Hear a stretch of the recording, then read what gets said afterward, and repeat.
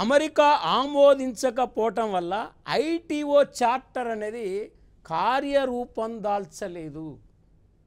అంటే ఐటీఓ అనేది ఏర్పడలేదు. ఏర్పడకపోయేసరికి దాదాపు ఈ 53 దేశాల్లో 1947 అక్టోబర్ 30వ తారీఖు నాడు 23 సభ్య దేశాలు, ఈ 53 సభ్య దేశాల నుంచి 23 సభ్య దేశాలు స్విట్జర్లాండ్లోని జెనీవాలో సమావేశమై ఈ 23 దేశాలు ఘాట్ అనే ఒక ఒప్పందాన్ని ఏర్పాటు చేసుకుంది. అంటే ఘాట్ అనే ఒక అగ్రిమెంట్ మీద 23 దేశాలు సంతకం పెట్టినాయి.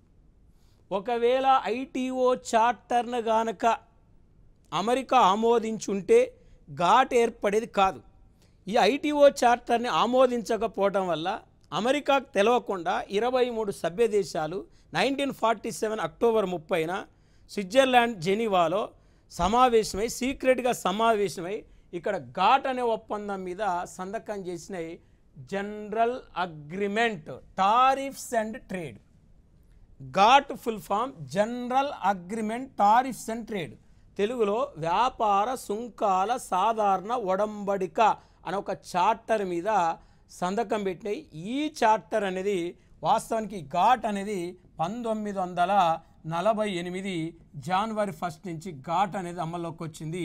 ఈ ఘాట్ యొక్క ప్రధాన కార్యాలయమో స్విట్జర్లాండ్లోని జెనీవాలో ఉంది.